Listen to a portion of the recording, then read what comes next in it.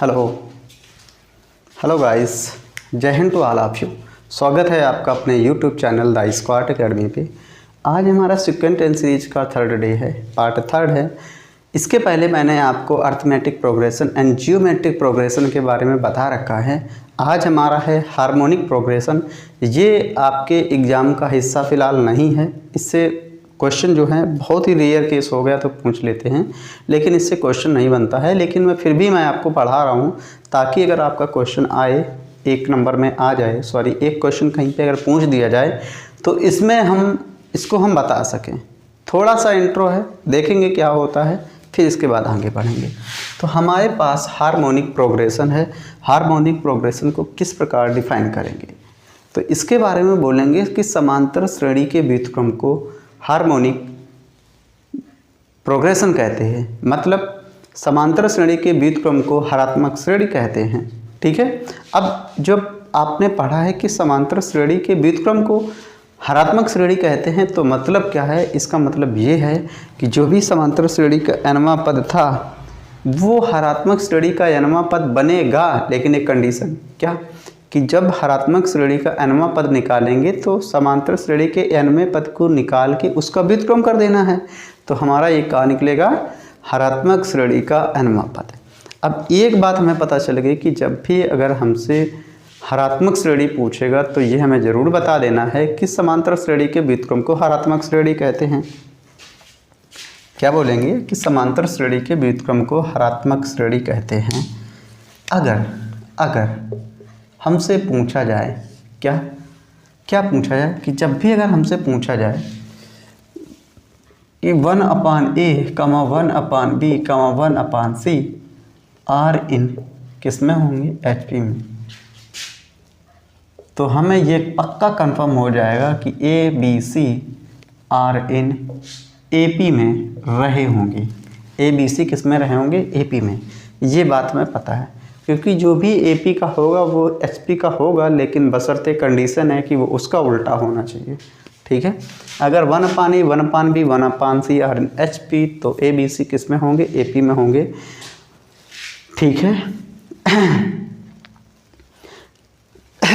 अगर हमें nth terms find करना है, ठीक है, nth terms of HP, nth term of HP, हरात्मक श्रेणी का nवां पद, हरात्मक श्रेणी का nवां पद फाइंड करना है, तो ये हो जाएगा क्या, 1/nth टर्म ऑफ AP, समांतर श्रेणी का nवां पद। और ये होगा क्या जाके, ये होगा जाके 1/a प्लस n-1 इंटू कितना, d। क्योंकि जब भी अगर हम समांतर श्रेणी में nवां पद फाइंड कर रहे थे तो वहाँ पे हम लिख रहे थे Tn = a प्लस का n-1 इंटू d। ओके, ये बात निकल के आती है। नेक्स्ट आगे बढ़ते हैं। नेक्स्ट आगे बढ़ेंगे तो आगे देखिए हमें क्या करना है। आगे बात आती है कि हार्मोनिक मीन्स, हार्मोनिक मीन, हरात्मक माध्य।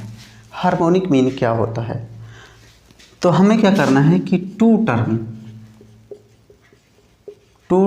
A एंड B, ये तो मेरा B बन गया, A and B, two term A and B, their harmonic means, their harmonic mean, तो ये हो जाएगा HM = 2AB अपान कितना, A प्लस B। दो संख्याएं या दो पद A व B के मध्य हरात्मक माध्य क्या होगा, तो ये हो जाएगा HM हरात्मक माध्य = 2AB upon A plus B। ठीक है, क्या हो जाएगा, 2AB upon A plus B। Okay, तो एक इसी पे हम क्वेश्चन पे बात कर लेते हैं कि हमें एक क्वेश्चन लगाना है, किस तरीके से लगेगा।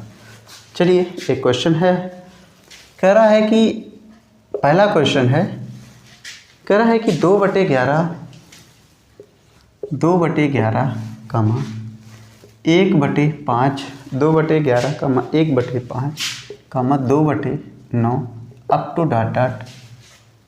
HP का 8वां पद होगा। ठीक है, कह रहा है HP का 8वां पद होगा। तो अब ये हमें पता होना चाहिए, HP का कोई 8वां पद नहीं होता है। बशर्ते हम क्या करते हैं, AP के पद को निकालते हैं, फिर इसके बाद उसका व्युत्क्रम कर देंगे तो वही हमारा 8वां पद हो जाएगा। ठीक है, तो इसको उल्टा करना है, तो ये हो जाएगा 11/2, 5, 9/2 up to dot dot R in AP 8th term.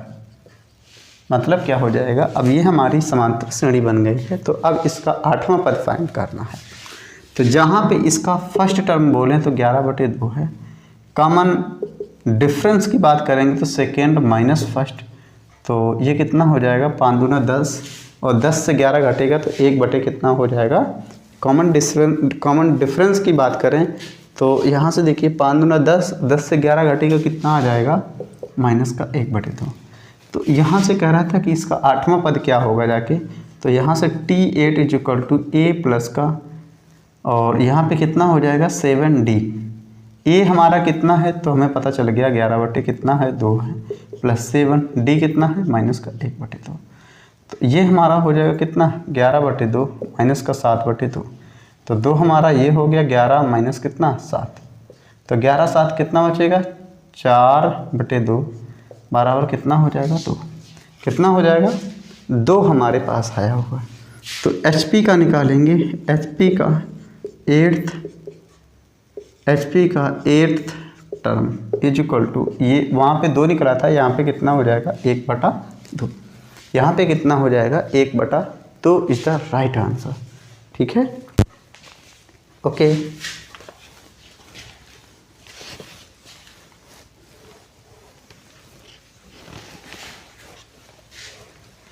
Next आगे बात कर लेते हैं। आगे अगर हमारे पास a की पावर n+1 प्लस b की पावर n+1 अपान a की पावर n प्लस का b की पावर n, ठीक, अगर हमारे पास ये है, is the arithmetic mean, is the arithmetic mean between A and B। कह रहा है कि अगर ये लिखा हुआ है और इन दोनों के मध्य अर्थमेटिक मीन समांतर माध्य A और B है, ठीक है, then unequal number between A and B, unequal number, ठीक है। तो कह रहा है then what is the value of n, कह रहा है then what is the value of n, तो n का मान क्या होगा। अब यहाँ पे हमें समांतर माध्य के बारे में बताना है, तो अब ये हमें पता होना चाहिए कि समांतर माध्य होता क्या है। समांतर माध्य होता क्या है, तो ये हमें पता होना चाहिए कि 2 नंबर के मध्य AM अगर फाइंड करते हैं, तो अर्थमेटिक मीन फाइंड करते हैं, तो A प्लस B अपान कितना होता है 2 होता है। इस तरीके से n के बारे में सोचना है। अगर मैं n बराबर यहाँ पे 0 लिख दूँ, ठीक है, तो A ऊपर हो जाएगा, फिर हो जाएगा B, और नीचे हो जाएगा A की पावर 0 B की पावर 0, तो 1 + 1, ये वैल्यू हो जाएगी A प्लस B अपान 2, ठीक है, ये वैल्यू क्या हो जाएगी A प्लस B अपान 2।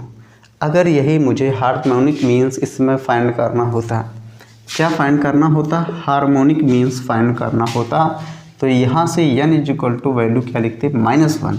अगर मैं n बराबर -1 यहाँ पे लिखूँगा तो a की यहाँ पे n = -1, तो a की पावर 1 -1 + 1 प्लस का b की पावर -1 + 1, और नीचे हो जाता a की पावर -1 प्लस b की पावर -1।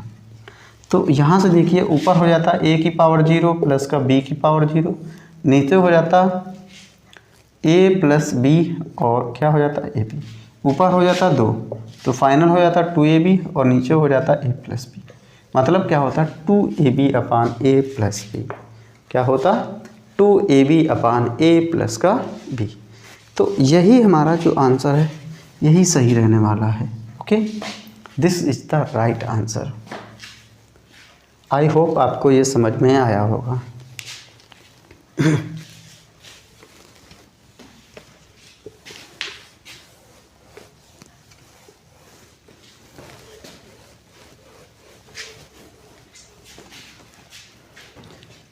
नेक्स्ट हम बात करेंगे, देख लीजिए। अब कुछ क्वेश्चन हैं एपी और एचपी पे डिपेंड है, देखिए कैसे कैसे क्वेश्चन हैं। अगर हम आगे बात करें तो अगला हमारा क्वेश्चन है, कह रहा है कि find the AP which 7th and 30 terms are 34 and 64। कह रहा है find the AP which 7th and 13th term are 34 and 64। ठीक है, 34 and 64 इच। पहले ऑप्शन में कह रहा है कि a प्लस का 6d इज इक्वल टू कितना है, 34 है, और a प्लस का 12d is equal to value है 64। माइनस माइनस माइनस कैंसिल हो जाएगा, 12 पे 6 घटेगा 6 आएगा, और इधर बचेगा कितना 30, माइनस का ये भी बचेगा, माइनस से माइनस ये कैंसिल, d से कितना 5, तो d बराबर वैल्यू कितनी रही है 5। ओके, d बराबर वैल्यू कितनी रही है 5। अब d बराबर जब 5 रहा है तो यहाँ से d का मान 1 से रख दो, तो a प्लस का 6 गुणा 5 बराबर कितना 30। तो ये a बराबर जो वैल्यू रहेगी कितनी रह जाएगी, वो कुछ सॉरी ये 34 है, ये 34 है, तो ये हमारा 30, ये 34 और ये हमारा 30। तो a बराबर वैल्यू कितनी रही है 4, d बराबर वैल्यू कितनी रही है 5। ठीक है, तो यहाँ से a बराबर वैल्यू 4 रही है और d बराबर वैल्यू कितनी रही है 5। अब अगर हमें AP फाइंड करना है, कह रहा है समांतर श्रेणी ज्ञात कीजिए, तो प्रथम पद क्या है 4, आगे कितना हो जाएगा 5 4 9, फिर आगे कितना 9 5 14, फिर आगे कितना 14 5 19। तो इस तरीके से फाइंड कर लेते हैं, क्योंकि अगला जो पद होता है a plus d, a plus 2d, a plus up to बढ़ता रहता है। ठीक है, इस तरीके से होता है। तो 4 9 14 19 up to dot dot. Okay, ये क्वेश्चन जो है आपके हिसाब से बहुत ही सुपर क्वेश्चन है, क्वेश्चन का लेवल बहुत ही अच्छा क्वेश्चन का लेवल है।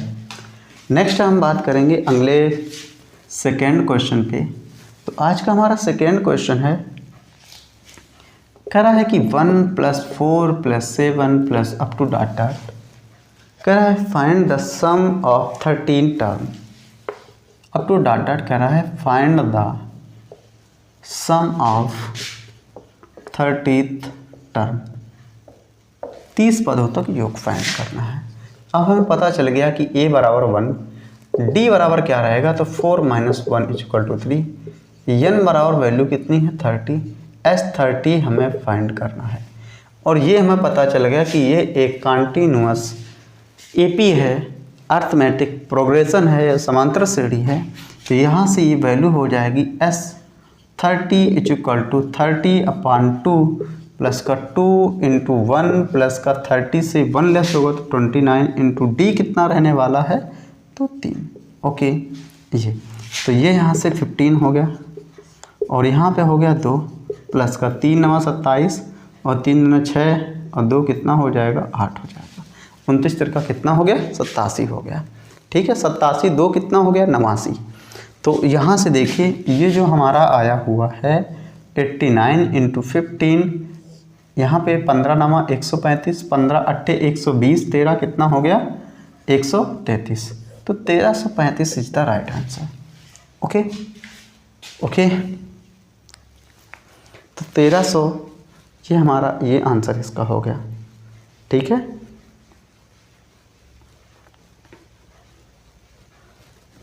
नेक्स्ट आगे क्वेश्चन पे बात करेंगे। तो अगला हमारा क्वेश्चन क्या है, देखिए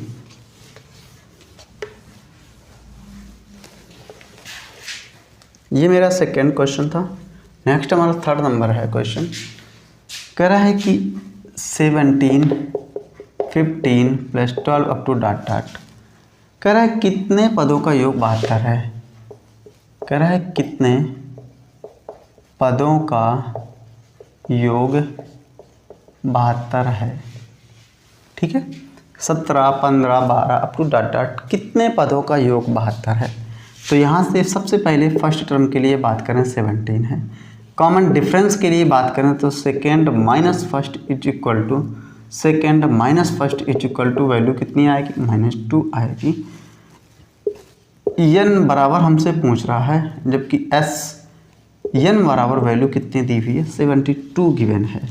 तो यहाँ से ये हो जाएगा 72 is equal to n/2 in bracket 2 into 17 plus n-1 into d कितना हमारा है, -2 है। ओके, तो 2 का इसमें गुणा होगा तो ये हो जाएगा 144 इज इक्वल टू, और ये हमारा हो जाएगा n 17 दूना 34, माइनस का 2 गुणा करेंगे तो माइनस का 2n और ये प्लस का हो जाएगा 2। ठीक है, ये बात हमारी निकल के आई हुई है। अब जब ये बात हमारी निकल के आई हुई है तो यहाँ से देखिए 34 2 हो जाएगा 36 और ये हमारा इसके साथ मल्टीप्लाई, तो ये हो जाएगा 2n² प्लस का कितना 36 माइनस का 144 इज इक्वल टू कितना 0 हो जाएगा। ये 2 कॉमन लेंगे और माइनस को भी बाहर निकालेंगे तो ये हमारा हो जाएगा n² माइनस का 18 और ये n भी रहेगा हमारा यहाँ पे। ठीक है, n का अंदर मल्टीप्लाई होगा तो n भी हो जाएगा और प्लस का कितना हो जाएगा 72 इज इक्वल टू 0। अब इसके मुझे फैक्टर करवाने हैं तो देखिए यहाँ से, तो ये वैल्यू हो जाएगी n² माइनस का 18 n प्लस का 72 इज इक्वल टू 0। 18 चौको 72 होता है और 36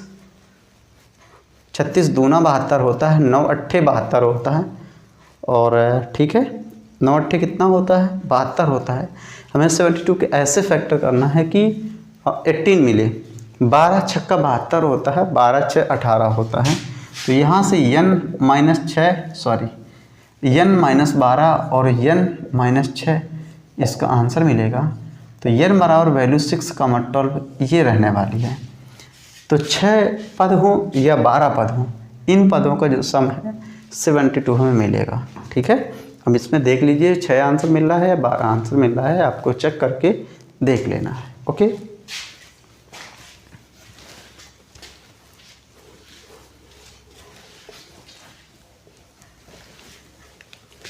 नेक्स्ट हमारा 4th नंबर क्वेश्चन। ठीक है, तो 4th नंबर आज का हमारा क्वेश्चन है। कह रहा है किसी समांतर श्रेणी में 60 पद हैं, प्रथम पद तथा अंतिम पद 185 है। देखिए क्वेश्चन कह रहा है किसी समांतर श्रेणी में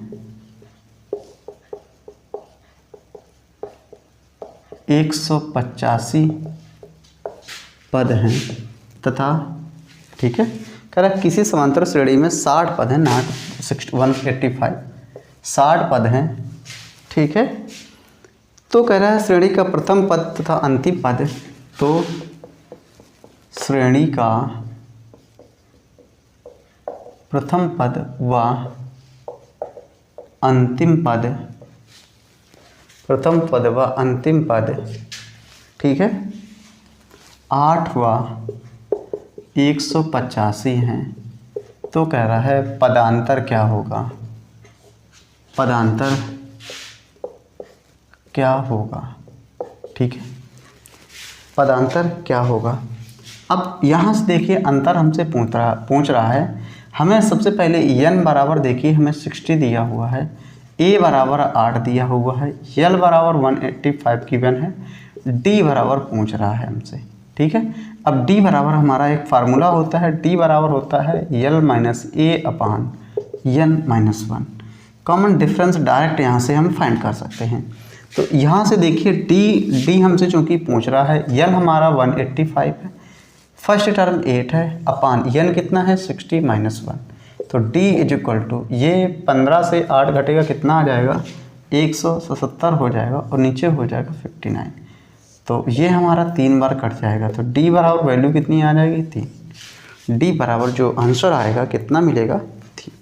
ओके, तो यहाँ से हमने इसका कॉमन डिफरेंस फाइंड कर लिया। अगर हमें कुछ इस तरीके से गिवन है और आपने कॉन्सेप्ट पढ़ा रखा है तो यहाँ से ये बात ज़रूर तय है कि आपको आपका क्वेश्चन लगाने में कभी दिक्कत नहीं रहेगी। ओके, आई होप समझ में आया होगा।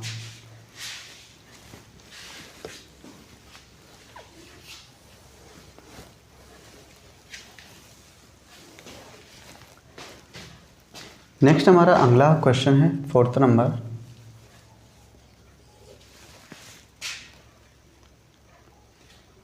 नेक्स्ट हमारा 5 नंबर है, नॉट 4th नंबर है।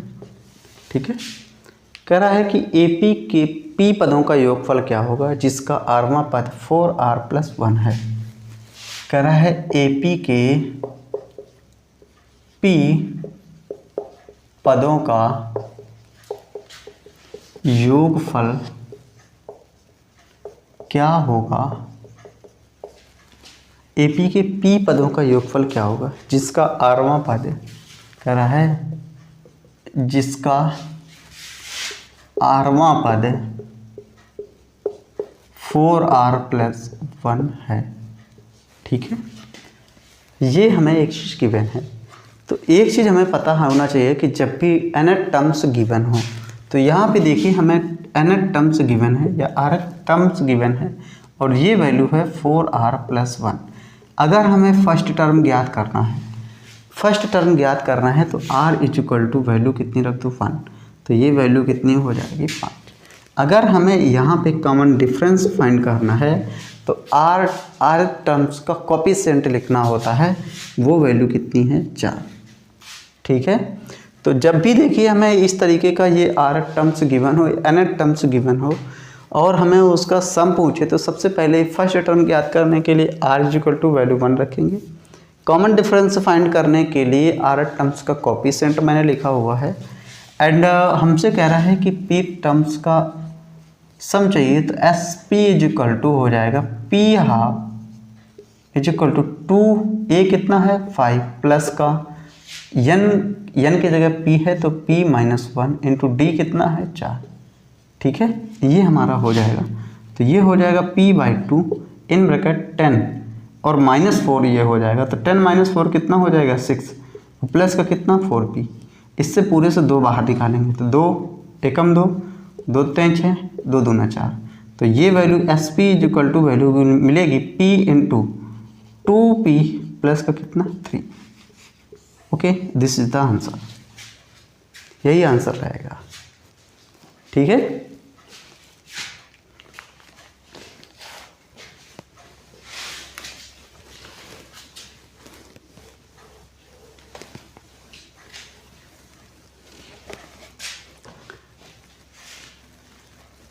देखिए अगला क्वेश्चन हमसे कह रहा है, अगला क्वेश्चन हमें देखना है। कह रहा है कि AP के n पदों का योगफल 3n² + 5n है। कह रहा है यदि AP के n पदों का योगफल, कह रहा है यदि AP के n पदों का योगफल 3n² प्लस का 5n है, तो ठीक है, तो कह रहा है TM equal to value given है 164। देन हमसे कह रहा है कि m बराबर क्या रहेगा। ठीक है, अब देखिए यहाँ पे जब भी अगर SN जब भी देखिए value SN equal to given हो और ये है कितनी 3n² प्लस का कितना 5n है, ये एक क्वाड्रेटिक फॉर्म है। ठीक है, ये sum of nth terms of AP की एक क्वाड्रेटिक फॉर्म है और इस तरीके से हमें गिवन हो, तो यहाँ से अगर हमें फर्स्ट टर्म फाइंड करना हो तो n बराबर वैल्यू 1 रखो, कितना मिल जाएगा 8। अगर हमें कॉमन डिफरेंस फाइंड करना हो तो n² के कोफिशिएंट का 2 टाइम्स, तो 3 यहाँ पे लिखा हुआ है, तो 3 का 2 टाइम्स कितना हो जाएगा 6। हमसे देखिए TM इक्वल टू यहाँ पे गिवन है और TM इक्वल टू फार्मूला हो जाएगा A + m-1 इंटू कितना T। TM equal to 164 given है, जबकि A हमारा 8 आया हुआ है, m हमें पता नहीं जो कि फाइंड ही करना है, और D हमारा कितना आया हुआ है 6। ये इससे घटेगा तो कितना हो जाएगा 156 इक्वल टू, यहाँ पे वैल्यू हो जाएगी कितनी, यहाँ पे देखिए ये वैल्यू हो जाएगी 6m माइनस का कितना 6, ये यहाँ पे जुड़ेगा कितना हो जाएगा 162, तो ये हो जाएगा 6m इक्वल टू 162 या m इक्वल टू 6 एकम 6 और 6 दूनी 12 बचे 4 6 7 42, तो 27 इज द राइट आंसर। ठीक है, 27 इसकी वैल्यू रहने वाली है। ओके, आई होप आपको समझ में आया होगा।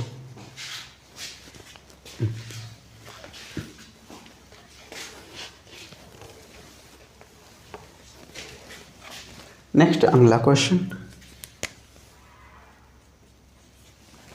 अगला क्वेश्चन देखिए,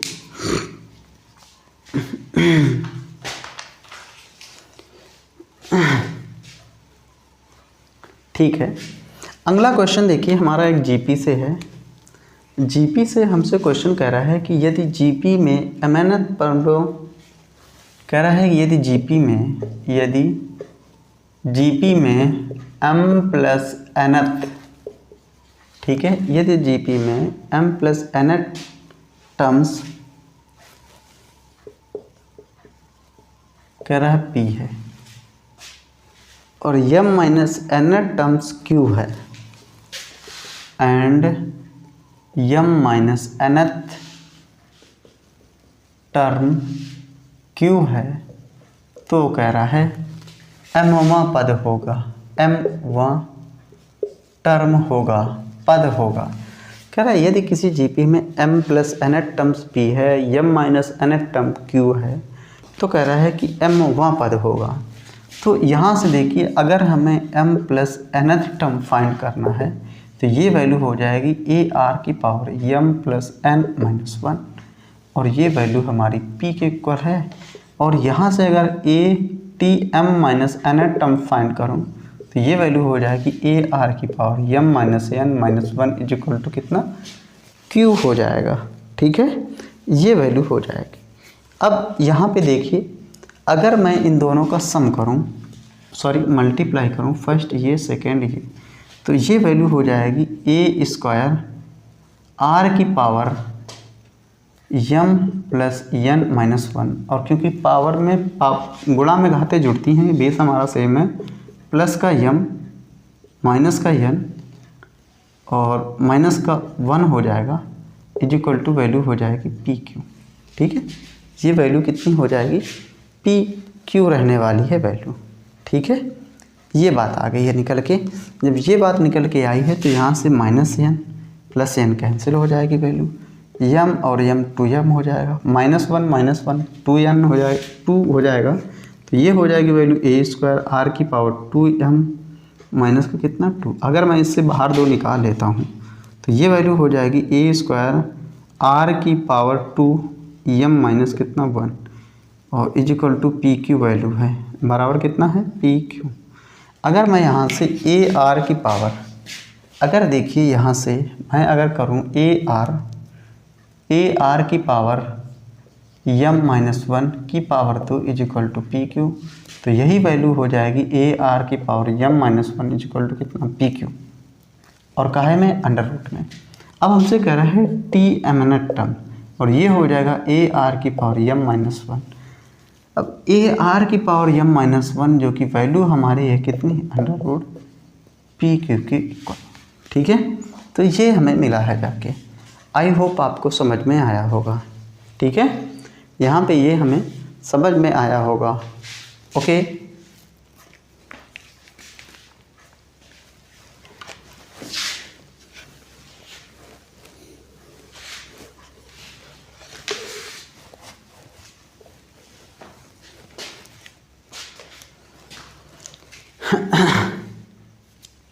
ओके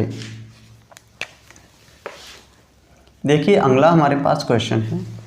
अगले क्वेश्चन में कह रहा है यदि AP के n पदों का योगफल, कह रहा है यदि AP के n पदों का योगफल, AP के n पदों का योगफल n स्क्वायर माइनस 2n है, तो कह रहा है AP का 5वां पद होगा, AP का 5वां पद, ठीक है, होगा। देखिए जब भी अगर हमें AP का सम गिवन हो और वैल्यू कुछ क्वाड्रेटिक फॉर्म में हो, तो यहाँ से अगर मैं फर्स्ट टर्म ज्ञात करना है तो n बराबर वैल्यू 1 लिखनी होती है, तो ये वैल्यू हो जाएगी माइनस का 1 माइनस 2 वैल्यू कितनी हो जाएगी -1। अगर हमें कॉमन डिफरेंस फाइंड करना हो तो n स्क्वायर वाले कोफिशिएंट का 2 टाइम, तो ये वैल्यू हो जाएगी 2। अब हमें a पता चल गया, d पता चल गया, 5वां पद नहीं पता हो जाएगा तो t5, ये वैल्यू हो जाएगी t5 is equal to a plus का कितना 40। a हमारा कितना है -1, 4 इंटू डी कितना है 2, तो ये वैल्यू फाइनल कितनी हो जाएगी 7। यही हमारा आंसर हो जाएगा। ठीक है, यही हमारा आंसर हो जाएगा। ओके,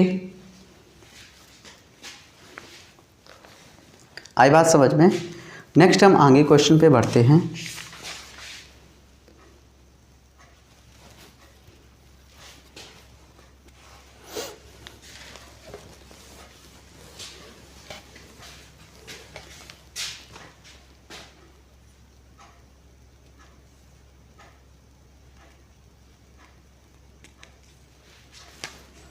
नेक्स्ट हमारा क्वेश्चन है, देखिए नेक्स्ट हमारा क्वेश्चन है, कह रहा है कि how many 2 digits number are there which are divisible by 7। How many 2 digit number, how many 2 digits numbers are there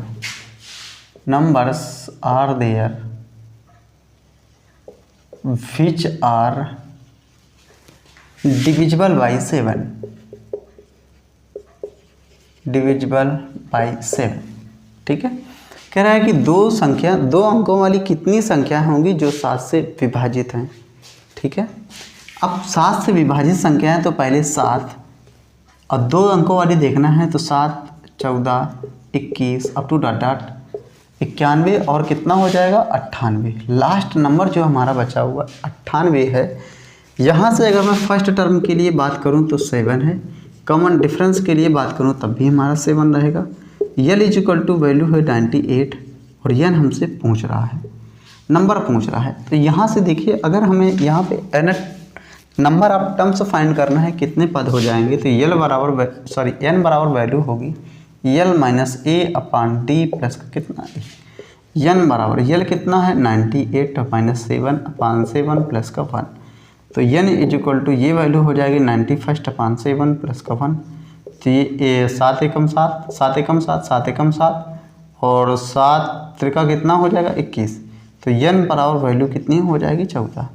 ऐसे जो नंबर जो 2 डिजिट होंगे और डिविजिबल बाई 7 होंगे वो नंबर कितने होंगे, टोटल 14 नंबर आर देयर। ठीक है, कितने नंबर हो जाएंगे, 14 नंबर हो जाएंगे। बात आई समझ में।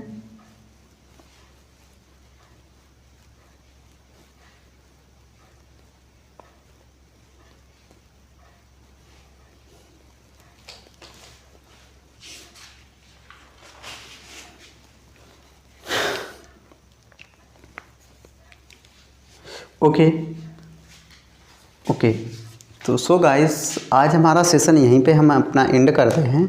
और जितने भी क्वेश्चन हैं आपको मैंने करवा दिए हैं, बाकी जो क्वेश्चन रहे हैं आपके पूरे प्रैक्टिस क्लास में आएंगे। और आज का सेशन कैसा रहा आपको ज़रूर बताना है कमेंट करके।